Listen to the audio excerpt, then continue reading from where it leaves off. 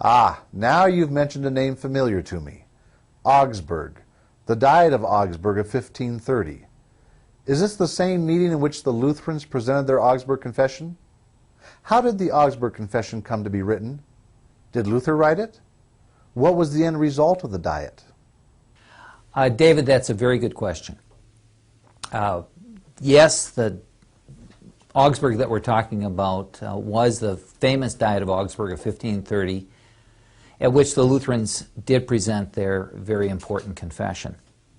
But in order to understand what was going on and how that confession came to be written and presented, we have to back up a little bit and recall what was happening in the Holy Roman Empire in the 1520s, in the wake of the Diet of Worms especially. Clearly, the Emperor Charles V wanted there to be unity within his empire. After the peasants' revolt, for example, in the mid-1520s, it was clear that the princes needed to be unified if they were going to maintain their position within the empire. But it was also true that the emperor himself wanted to present a united front against the Turks, which were threatening not only in the eastern Mediterranean, but actually the eastern part of the empire, moving up the Danube until in the late 1520s they actually were in a position to attack Vienna. It was also true that the emperor was involved throughout the decade of the 1520s in conflict with France. A lot of the fighting occurred in Italy, and the Pope and the Papal States were also involved in that conflict. So the emperor had a desire for unity, and yet the Reformation was threatening that unity. Well, there were a series of important meetings held by the emperor or his representatives with the leaders of the political territories into which his empire was divided. These meetings are called diets, and the Diet of 1530 was one of those. Even prior to that, though, meetings had been held at which religion and the religious divisions were important issues. So, for example, in 1526, there was a diet held at Speyer in the Holy Roman Empire. And there, on account of the fact that the emperor felt a need for this united front, his representatives were willing to make concessions to the evangelicals, and in particular, the Diet unanimously agreed that the Edict of Worms, which was directed against Luther and Luther's followers, would be enforced not at the imperial level, but at the level of the estates or the local rulers. In other words, each territorial prince and each imperial city could make its own decision as to how that edict was going to be enforced, at least until there was some sort of general church council to make a final determination of all these issues. Well, that was good news for the evangelicals, because if the Edict of Worms was left to them in their territories, then they could decide, in effect, not to enforce the edict at all. So 1526 marks the emergence of a principle that would become very important over the long term within the Holy Roman Empire. And we often use a little Latin phrase to describe that principle. The phrase is, cuius regio eius religio. Cuius regio eius religio. And it simply means whoever rules the region, well, he chooses the religion. Each territory, therefore, being able to make its own determination about what religion, what would be the religion within that particular territory. And this principle first starts to emerge here at the First Diet of Speyer in 1526. Well, within a few years, the situation had begun to change, at least as far as the emperor was concerned. For one thing, he defeated the French in the Italian wars rather decisively in the late 1520s. And by 1529, the French were in a position actually to make concessions and to sign a peace treaty with the emperor.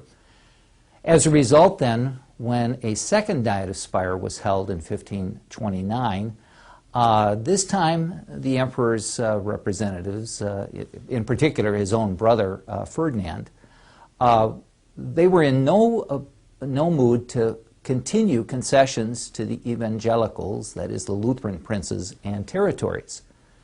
And so a majority of the Diet canceled the provisions of the earlier Diet and decided that the Edict of Worms was going to be enforced across the empire, no matter what the local rulers wanted to say or do about it.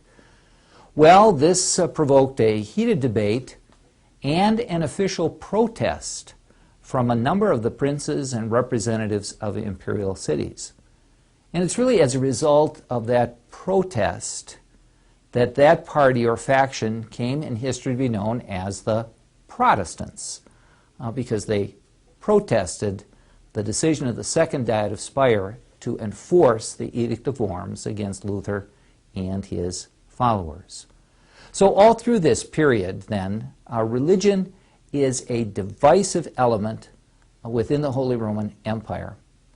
But on account of other issues, the emperor sometimes wants to enforce the edict against Lutherans and impose a kind of unity upon the empire, and then at other times seems more willing to make concessions.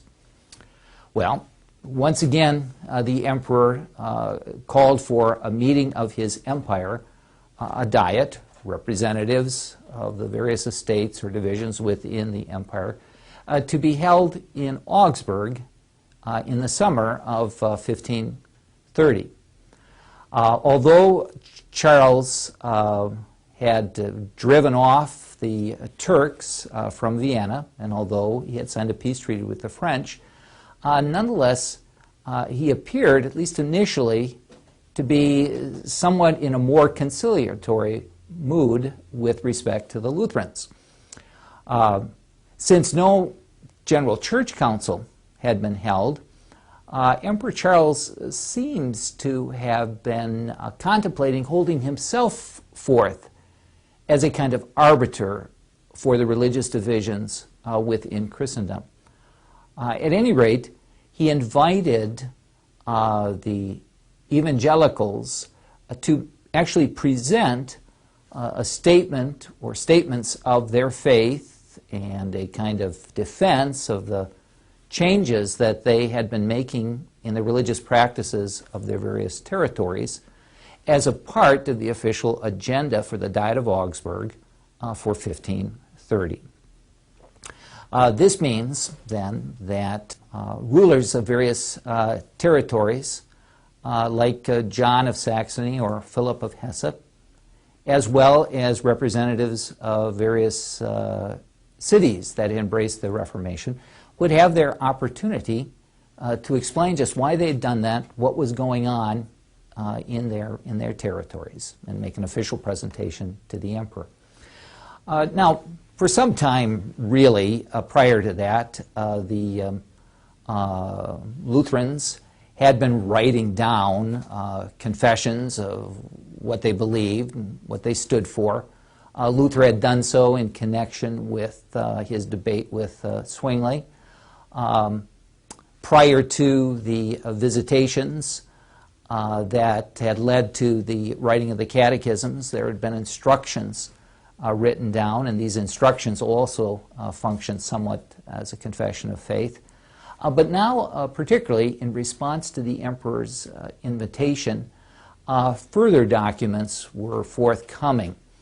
The Elector of Saxony saw to it that a statement of faith was drawn up that subsequently came to be known as the Schwabach Articles.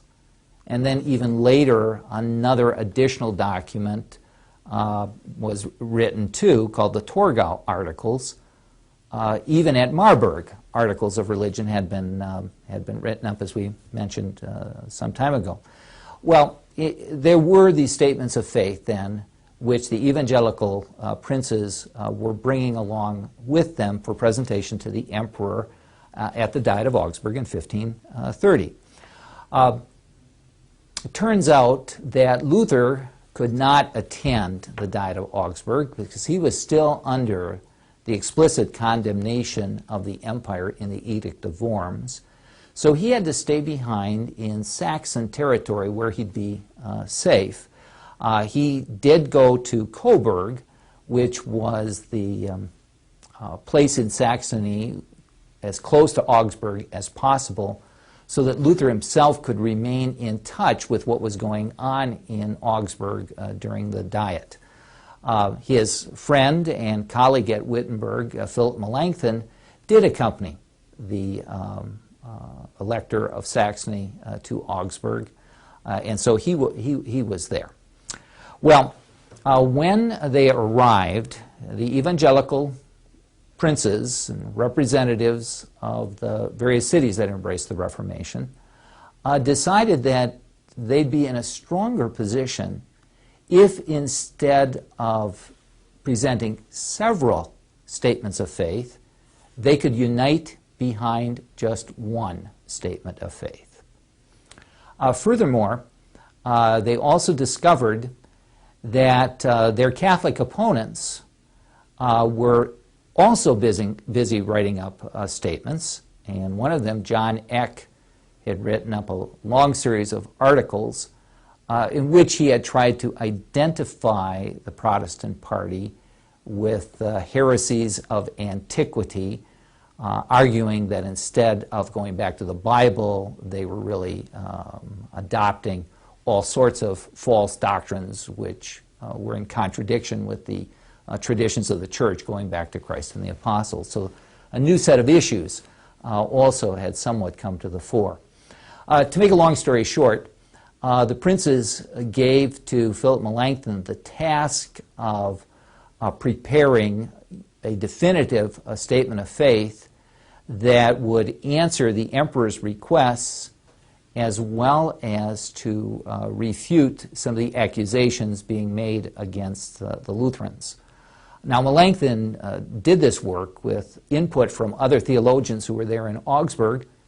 He also corresponded with Luther, who had an opportunity to look over the various drafts of the confession that were being made, so that by the time the confession was ready for presentation, it was the work of Melanchthon, but not simply the work of Melanchthon. And later on, Luther himself could call this his own confession, even though he was not the one who had actually phrased all of the words within it. It was then on June 25th of 1530 that the Chancellor of Saxony, one Christian Bayer, was permitted to read the confession of the evangelical princes before the emperor. He read aloud in a strong voice in the German language the confession, and then following his presentation, the confession in two languages, German and Latin, the official theological language. The confession was presented to the Emperor Charles V.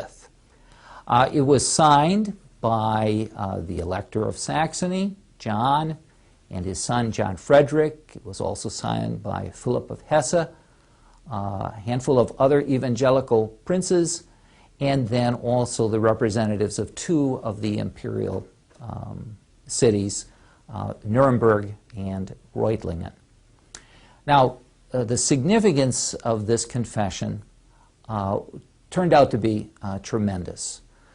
For here we had, in a very formal way, an official presentation of what the evangelical faith meant by representatives of those churches. Not simply the clergy, not simply the theologians, but indeed laymen, but laymen who represented the reforming authority within those states and within those cities. Subsequently, in the years that followed, when additional states or territories embraced the Reformation in its Lutheran form, they would signal that by indicating their adherence to the same statement of faith, the Augsburg Confession. In 1521, Luther had stood before the emperor and had made his confession. "Here I stand," he had said. Now his followers, the representatives of the churches that had embraced Luther's doctrine, stood together and made their stand. "Here we stand," in effect, they said to the Emperor Charles V. So that the Augsburg Confession becomes really kind of the charter or the cornerstone of what it means to be Lutheran. Now, because of its significance in terms of the confession of our own evangelical Lutheran Church, it's probably good to say just a word or two about its contents, at least from a historical perspective. I know that in other courses that you will study the Augsburg Confession at greater length. But here let me just mention a few things that are probably worth thinking about in terms of the historical situation. The confession itself is divided into two parts. In Articles 1 through 21, we have really a statement of faith, what it was that the churches committed themselves to in terms of doctrine. I actually will quote from the confession at this point. The Augsburg Confession says that this is the doctrine that is, quote, "preached and taught in our churches for true Christian instruction and consolation of consciences, and also for the improvement of believers." That's the first part. The second part offers a justification for changes that have been made in the various territorial churches, just defending kind of changes that they had made from medieval practice. Because the critics of the Reformation had argued that the Reformers were breaking with the historic Christian church, one of the things that Melanchthon was careful to do in the Augsburg Confession was to point out the continuity between the Lutheran Church and historic Christianity. To that end, therefore, Melanchthon makes sure to quote the Bible, obviously, but also church fathers, and also the creeds, as for example the Nicene Creed. He also makes sure to condemn the heresies of the ancient church, like the Pelagians or the Donatists, because that's one of the things that he wants to show, is that the Lutheran Church is historic Christianity. Of course, he also has to address the issues that differentiate the Lutherans from their Roman opponents. And so we're not surprised then if we get down to some very important issues in the Augsburg Confession that were central to the Reformation. Here I'm thinking, for example, of Article 4. This is the article on justification by faith. And here the Lutherans make the point that we are reconciled to God not by human works or human efforts of any sort, but rather by the grace of God for the sake of Jesus Christ, and that we receive the merits of Christ through faith. And that's the whole story right there, justification by faith. In subsequent articles, the office of the ministry is defined in terms of preaching the word and administering the sacraments. Good works are defended as the fruits of faith, but they make no contribution to justification or salvation. The church is defined not in terms of a hierarchy, but it's defined as the believers among whom the gospel is being preached in its purity and the sacraments are rightly being administered. And in each of these respects, the Augsburg Confession is addressing an issue that divided the Lutherans from Rome.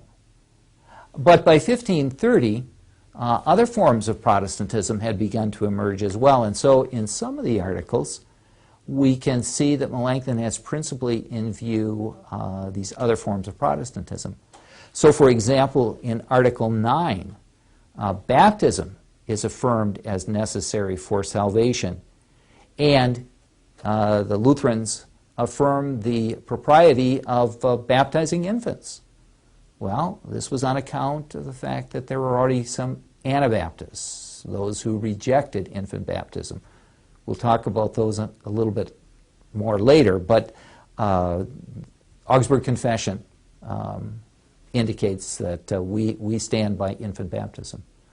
And then again in the next article, on the Lord's Supper, Article 10, here perhaps the Zwinglians were in view when Article 10 says that under the form of bread and wine, the body and blood of our Lord are truly present, different from Zwingli's idea of a memorial meal.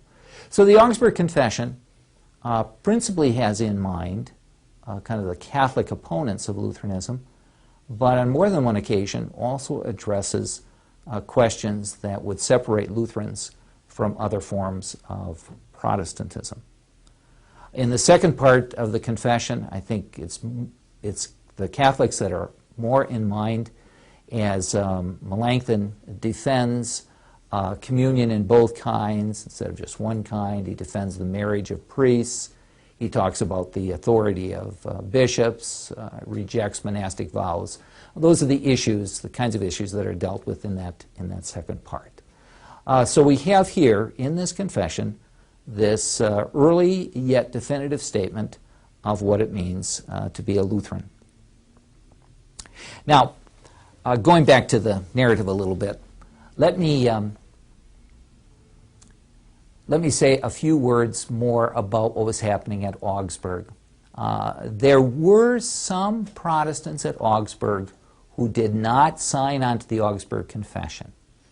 Martin Butzer, who had been with Zwingli at the Marburg Colloquy the year before, had been on Zwingli's side, represented Strasbourg and a few other cities in the south who could not accept, at that point, what the Lutherans were teaching regarding the Lord's Supper. And so they didn't sign on, and Martin Butzer wrote up a statement of faith on behalf of those four cities as an alternative to the Augsburg Confession. There were Catholic theologians as well as Catholic princes and territories there as well. And after the Augsburg Confession was actually read, they drew up an official answer or confutation of the Augsburg Confession. At the Emperor's request later that summer, this confutation was also read before the Diet. And then, some weeks later, the Emperor announced that the confutation had officially refuted the Augsburg Confession. And this meant that as far as the Emperor was concerned, everybody should now sign on to the confutation instead of the Augsburg Confession. Well, this was entirely unacceptable to the Lutherans, as you might imagine, and almost at once Philip Melanchthon began to work on an official defense of the Augsburg Confession.